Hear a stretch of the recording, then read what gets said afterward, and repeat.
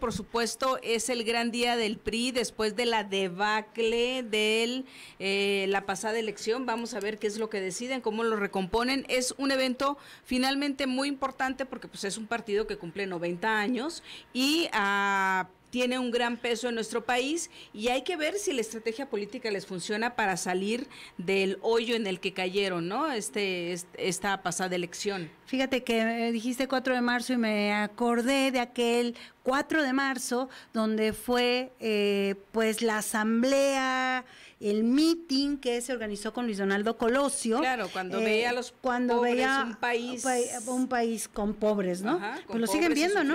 Y sufriendo. Pues no ha cambiado absolutamente nada. ¿Por qué? Pues porque luego se tuvo los gobiernos con la misma tesitura. Ernesto Zedillo, la venta de grandes bienes de nuestro país, como los ferrocarriles. Luego vino la era panista, que fue una descomposición total, un incremento de la corrupción, que por supuesto rebasó todavía Enrique Peña Nieto cuando el PRI recupera su partido, pero no ha cambiado nada desde que Luis Donaldo Colosio emitió aquel discurso que lo apuntaló realmente en la campaña, porque como tú recordarás, estaba en esa época todo lo del levantamiento reciente del Ejército Zapatista de Liberación Nacional en Chiapas, estaba la disputa entre Manuel Camacho Solís y el propio Luis Donaldo Colosio, quien iba a ser el candidato. Se pensaba que podía ser todavía Manuel Camacho Solís, y quien en los hechos políticamente era el que se la había ganado, porque había hecho desde que llega Carlos Salinas de Gortari todas estas negociaciones, le mantiene el Zócalo tranquilo,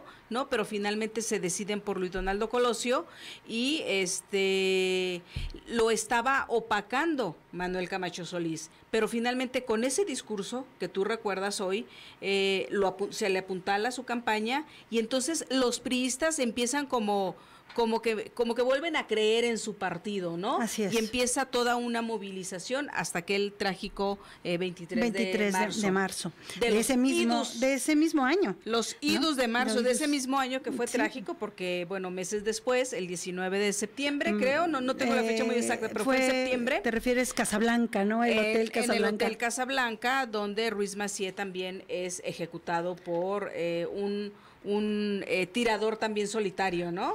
Sí, ahí la verdad es que fue un año complejo, 94. Y yo creo que el PRI, bueno, pues está dando, no sé si patadas de ahogado, porque entre ellos se están peleando también, entre ellos hay discusiones, pues cuando uno ve la selfie bancada, y me estoy refiriendo a lo pequeño que es en la Cámara de Diputados, claro, y también 45 bueno, pues habla de que deberían de estar unidos, ¿no?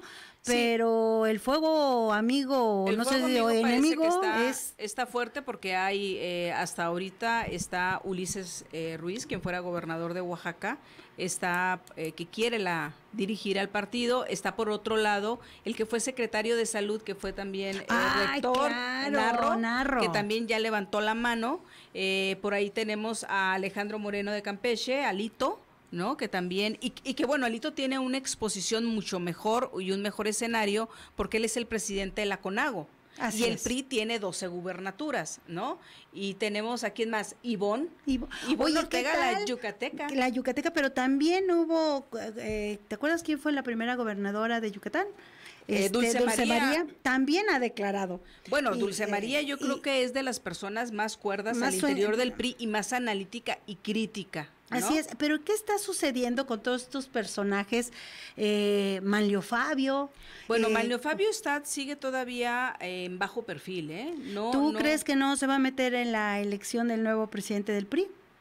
Es complicado, es complicado. Ulises Ruiz ha tenido una cercanía con Manlio Fabio desde hace algunos años, ¿no? Entonces pudiera ser que fuera su correa de transmisión. Pero el propio Manlio Fabio...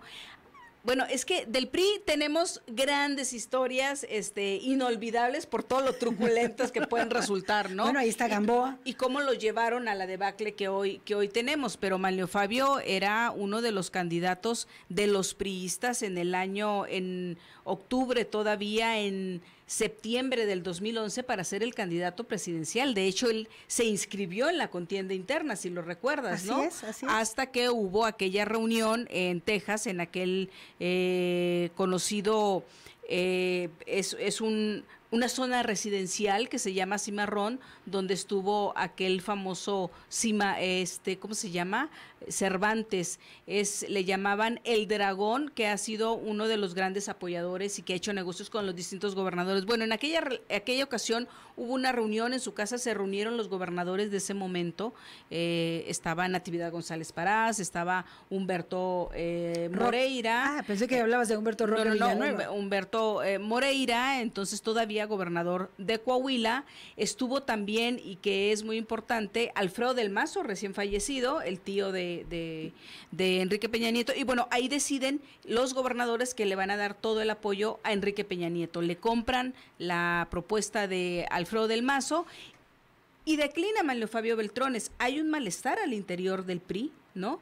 Pero Manlio Fabio se queda finalmente como el operador de Enrique Peña Nieto para estas grandes reformas estructurales que le llamó el peñanietismo, ¿no? Oye, y también está el asunto de, bueno, por una parte Gamboa, y Gamboa dónde anda, porque tampoco está siendo muy visible Gamboa Patrón, que ha sido una ficha importante, ¿no? Sí, fue una ficha importante, pero también hay que recordar que Enrique Peña Nieto en alguna ocasión lo mandó llamar a la presidencia y le dijo que cómo era posible que su enemigo al interior del PRI, que era Manlio Fabio Beltrones, le pudiera resolver y planchar las reformas, y él como coordinador en el Senado de la República no lo pudiera hacer, y se supone que era de su equipo, porque hay que recordar también que Emilio Gamboa y Manlio Fabio Beltrones hacían siempre el 1-2, era como la cara buena, la buena y el malo, ¿no? Y la buena y no la tan buena. Y se campechaneaban en el Senado de la República y en la Cámara de Diputados, ¿no? Pues sí, en realidad ahí hay una serie de actores que todavía nos faltan ver, a ver qué van a decir, sí,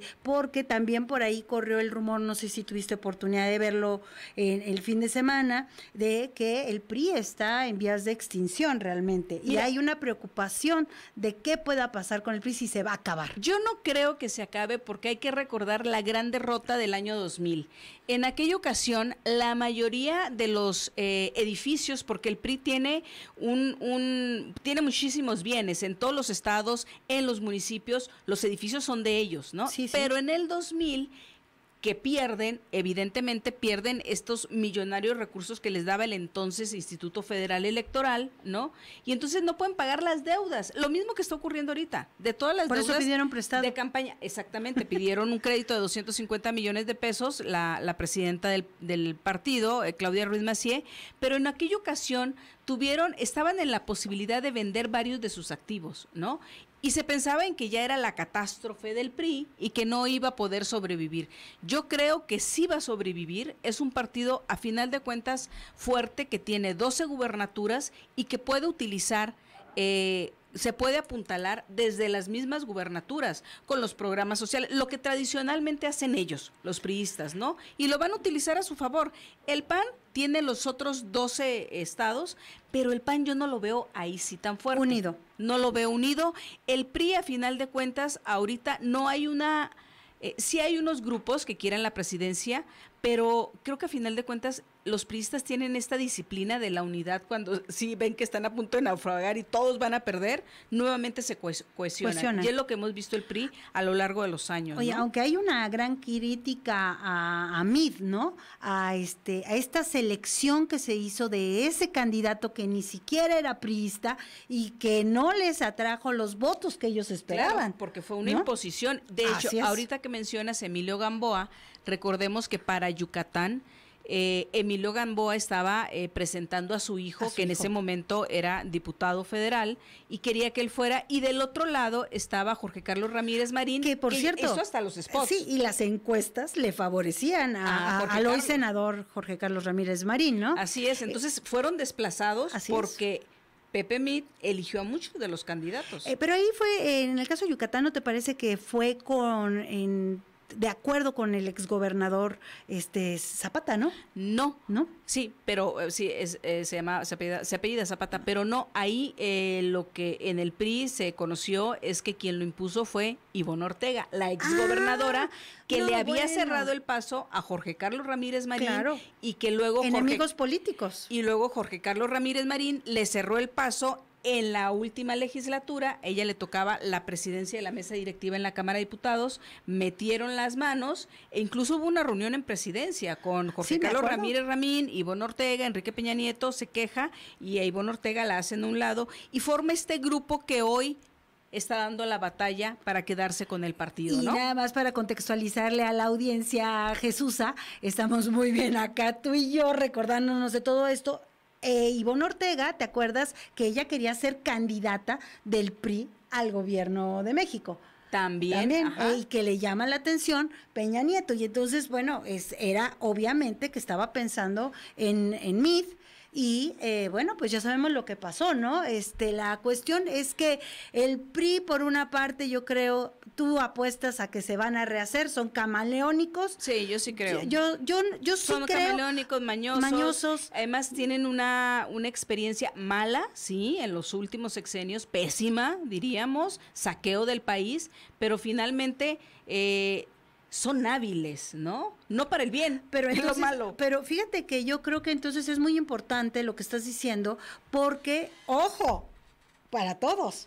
O sea, estos van a venir por más y van a usar absolutamente todos los elementos que tenga, todas las herramientas que tenga para atacar al actual gobierno. Claro, y esas son las gubernaturas. Y esas son las gubernaturas. Y hay un dato que a mí me gustaría que le dijeras al público. Acuérdate cómo participó el PRI en el 2006, lanzando la campaña que Andrés Manuel López Obrador era un peligro para México. Sí, financiada, ¿no?, por empresarios, ¿no? Impulsada fuertemente por empresarios y en total acuerdo con los priistas y con los panistas, hay que decirlo, ¿no? Claro. Pero lo que hoy estamos viviendo, esto que hemos aquí platicado, narrado, recordado, que son historias de repente muy truculentas al interior del PRI, el resumen de eso que dijimos va a ser lo que hoy está en esta celebración, están decidiendo los priistas, ¿no? Es el resultado de todo ese cúmulo de errores que cometieron, todos esos abusos, al grado de que ya hay una organización que se llama Democracia Interna, que luego lo que tú comentaste la semana pasada, que el 27 de febrero en el Consejo Político Nacional, Claudia Ruiz Massieu, la presidenta, propuso que Enrique Peña Nieto sea incorporado al Consejo Político Nacional. Bueno, pues ayer ya salió una organización interna de ahí del PRI, se llama Democracia Interna, ¿no? Y pidieron no solo que no forme parte del Consejo Político, sino que lo expulsen del partido, sí, claro. Y dan toda una serie de argumentos, entre ellas, entre los argumentos que dio es que justamente los candidatos a gobernador que impulsó Enrique Peña Nieto son los que hoy están en la cárcel. Pero fíjate, además, el asunto, para que vean quién es el PRI, que no se nos olvide quién es el PRI, el que encabeza este movimiento es Ulises Ruiz. Entonces, bueno, pues ahí está el asunto, cómo pretenden ser camaleónicos y manejarse como demócratas, cuando en realidad, bueno, pues son lo mismo de siempre. Sí, o sea, como si olvidáramos lo que ocurrió en el 2006 en Oaxaca con la APO, toda esta persecución, incluso la muerte de Brad Will, ¿no? Aquel reportero de una de las plataformas. Efectivamente, pues esto es lo que está pasando al interior del PRI, porque estos quieren hacer sus ajustes y buscar, bueno, quién los ve. Pero a nosotros ya votamos el pasado julio y, bueno, quedó claro que no los queremos. Entonces, bueno, hay que fijarse muy bien lo que están haciendo.